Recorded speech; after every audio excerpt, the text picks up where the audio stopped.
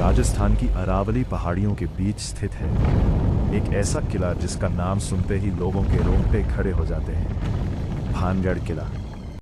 इस किले के मुख्य प्रवेश द्वार पर एक चेतावनी बोर्ड लगा हुआ है। उस पर साफ शब्दों में लिखा है, सूर्यास्त के बाद और सूर्योदय से पहले यहां प्रवेश करना सख्त मना है। सबसे चौंकाने वाली बात यह है कि यह चेतावनी किसी स्थानीय व्यक्ति या गार्ड ने नहीं लगाई, बल्कि भारत सरकार की संस्था भारतीय पुरातत्व सर्वेक्षण यानी ASI द्वारा आधिकारिक रूप से लगाई गई है। अब सोचो, भारत में हजारों ऐतिहासिक किले हैं, लेकिन कितनों पर ऐसी चेतावनी लिखी होती है? यही सवाल इस जगह को रहस्य से भर देता है। कहानी शुरू होती है 3 दोस्तों से जो एडवेंचर और थ्रिल के शौकीन थे। उन्होंने इंटरनेट और सोशल मीडिया पर भानगढ़ के बारे में कई डरावनी कहानियां सुनी थी। रात में चीखने की आवाजें, अजीब साए और अनदेखी ताकतों की मौजूदगी, लेकिन उन्हें लगा कि ये सब सिर्फ अफवाहें हैं। उन्होंने तय किया कि वे इस भूतिया किले की सच्चाई खुद जानेंगे। एक दिन शाम ढलते ही जब गार्ड्स लोगों को बाहर निकाल रहे थे, ये तीनों चुपचाप छिप गए। जैसे ही अंधेरा गहराया, वे किले के अंदर आगे बढ़ने लगे। शुरुआत में सब सामान्य लगा, लेकिन जैसे जैसे वे अंदर जाते गए, माहौल बदलने लगा। हवा अचानक भारी लगने लगी, पेड़ों की सरसराहट कुछ ज्यादा तेज सुनाई देने लगी, और सबसे अजीब बात, उनकी टॉर्च की रोशनी भी बहुत कम दूरी तक ही जा रही थी, जैसे अंधेरा खुद उसे निगल रहा हो। लेकिन तब ही एक हादसा हुआ। उनमें से एक दोस्त का पैर फिसल गया और वो सीधे एक गहरे सूखे कुएं में जा गिरा। बाकी 2 दोस्त घबरा गए। किसी तरह उसे बाहर निकाला गया, लेकिन वो गंभीर रूप से घायल था। वे तुरंत उसे लेकर किले से बाहर निकले और अस्पताल की तरफ रवाना हुए। लेकिन कहानी यहीं खत्म नहीं होती। रास्ते में उनकी गाड़ी का एक्सीडेंट हो गया और इस हादसे में तीनों दोस्तों की मौत हो गई। स्थानीय लोग आज भी इस घटना को याद करते हैं और कहते हैं, यह सिर्फ एक एक्सीडेंट नहीं था, यह किले का श्राप था। अब सच क्या है, ये कोई नहीं जानता, लेकिन ऐसी कहानियां इस जगह के डर को और गहरा कर देती हैं। नमस्कार दोस्तों, आज हम जानेंगे भानगढ़ किले की पूरी सच्चाई, जहां डर, इतिहास और रहस्य एक साथ मिलते हैं। स्थानीय लोगों का दावा है कि रात के समय यहां औरतों के रोने की आवाजें सुनाई देती हैं। कभी किसी के चलने की आहट, तो कभी अचानक आती खुशबू। लेकिन क्या ये सब सच है या सिर्फ इंसान के दिमाग का खेल? इस सवाल का जवाब पाने के लिए हमें इसके इतिहास में जाना पड़ेगा। भानगढ़ की स्थापना साल 1573 में हुई थी।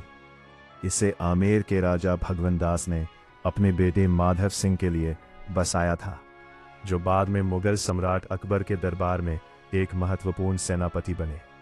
इतिहासकारों के अनुसार यह शहर अपने समय में बेहद समृद्ध था। यहाँ करीब 9000 से ज्यादा घर थे, बड़े बड़े बाजार, भव्य मंदिर और आलीशान हवेलियां। यह जगह व्यापार और संस्कृति का एक प्रमुख केंद्र थी। लेकिन आज जब आप यहाँ जाते हैं तो आपको सिर्फ खंडहर दिखाई देते हैं। सबसे अजीब बात यह है कि यहाँ मौजूद ज्यादातर घरों की छत नहीं है। कई लोग दावा करते हैं कि यहाँ अगर कोई नई छत बनाने की कोशिश करता है तो वह कुछ ही समय में गिर जाती है। हालांकि इसका कोई वैज्ञानिक प्रमाण नहीं है, लेकिन यह कहानी भी इस जगह के रहस्य को और गहरा बना देती है। धीरे धीरे यह जगह एक हॉन्टेड लोकेशन के रूप में मशहूर हो गई। लेकिन असली सवाल अब भी वही है, क्या भानगढ़ सच में श्रापित है या इसके पीछे कोई और सच्चाई छिपी है? भानगढ़ किले की असली पहचान उसके खंडहर नहीं, बल्कि उससे जुड़ी रहस्यमयी और डरावनी कहानियां हैं। ये कहानियां इतनी गहराई से लोगों के दिमाग में बैठ चुकी हैं कि आज भी जब कोई इस जगह का नाम लेता है तो सबसे पहले श्राप शब्द ही सामने आता है। इतिहास भले कुछ और कहता हो, लेकिन लोक कथाएं भानगढ़ को एक ऐसे शहर के रूप में पेश करती है जिसे किसी अदृश्य शक्ति ने एक ही झटके में तबाह कर दिया। इन लोक कथाओं में 2 कहानियां सबसे ज्यादा प्रसिद्ध हैं। एक साधु के श्राप की और दूसरी एक तांत्रिक के अधूरे प्रेम और बदले की।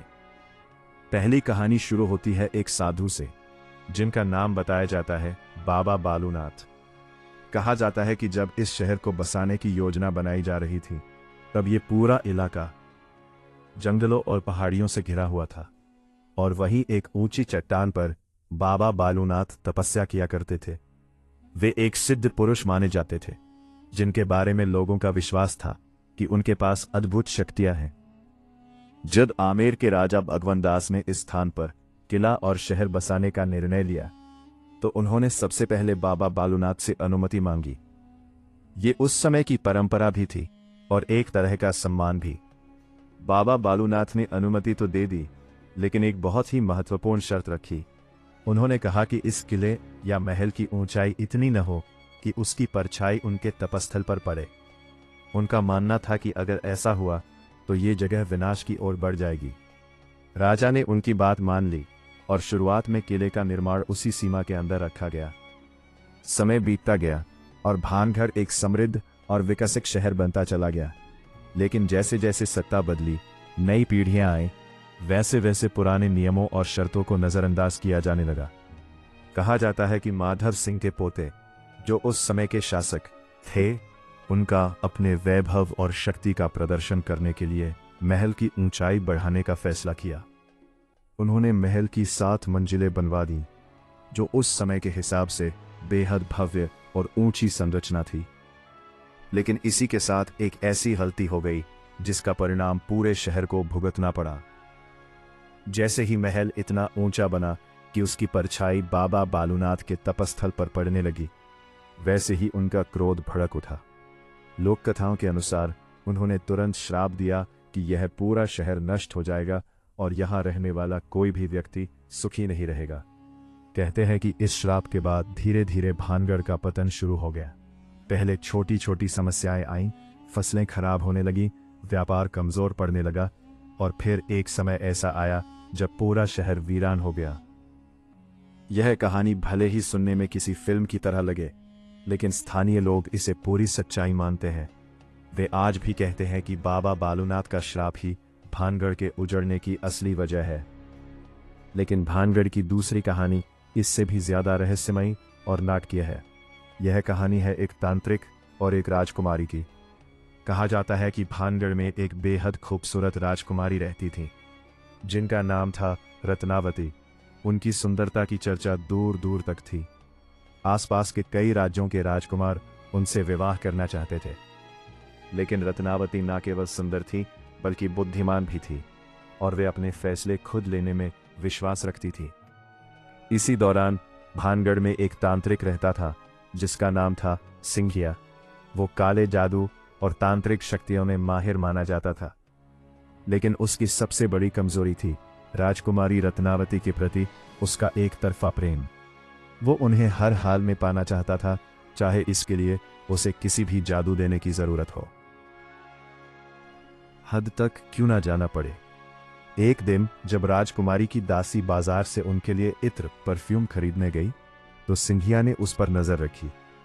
उसने सोचा कि यही मौका है अपने जादू का इस्तेमाल करने का। उसने उस इत्र की शीशी पर काला जादू कर दिया, ताकि जैसे ही राजकुमारी उस इत्र का उपयोग करे, वे उसके वश में आ जाए। लेकिन किस्मत को कुछ और ही मंजूर था। राजकुमारी रत्नावती को किसी तरह इस साजिश का पता चल गया। उन्होंने तुरंत समझ लिया कि यह कोई सामान्य इत्र नहीं है, बल्कि इसमें कोई तांत्रिक शक्ति छिपी हुई है। उन्होंने बिना देर किए उस शीशी को पास पड़े एक बड़े पत्थर पर फेंक दिया, और यहीं से कहानी ने एक खतरनाक मोड़ लिया। जैसे ही वह शीशी पत्थर से टकराई, वह पत्थर अचानक लुढ़कने लगा। वह सीधे सिंघिया की ओर बढ़ा और उसे कुचल दिया। तांत्रिक बुरी तरह घायल हो गया और उसकी मौत निश्चित हो गई। लेकिन मरने से पहले उसने एक आखिरी काम किया। उसने भानगढ़ को श्राप दे दिया। कहा जाता है कि उसने कहा, यह शहर जल्द ही बर्बाद हो जाएगा और यहां रहने वाला कोई भी व्यक्ति जीवित नहीं बचेगा।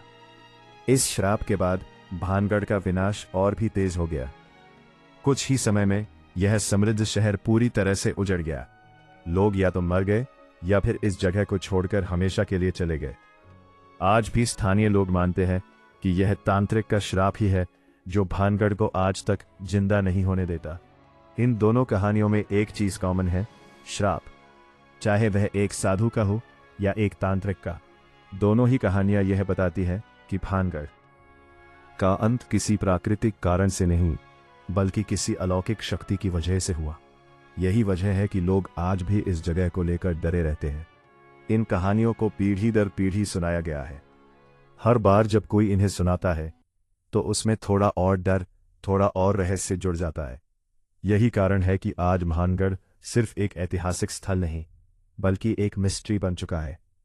लेकिन सवाल अब भी वही है, क्या ये कहानियां सच है? क्या सच में किसी श्राप ने इस शहर को तबाह कर दिया, या फिर यह सब सिर्फ इंसानी कल्पना और डर का परिणाम है? भानगढ़ किले की कहानियां सिर्फ इतिहास या लोक कथाओं तक सीमित नहीं है। असली डर तब शुरू होता है जब लोग अपने अनुभव साझा करते हैं। ये वो कहानियां हैं जो सुनी सुनाई नहीं बल्कि महसूस की हुई बताई जाती है। और यही चीज़ भानगढ़ को एक साधारण खंडहर से उठाकर एक पैरानॉर्मल हॉटस्पॉट बना देती है। पिछले कुछ सालों में social media, YouTube video, horror blogs और डॉक्यूमेंट्रीज ने भानगढ़ की छवि को और भी ज़्यादा रहस्यमयी बना दिया है।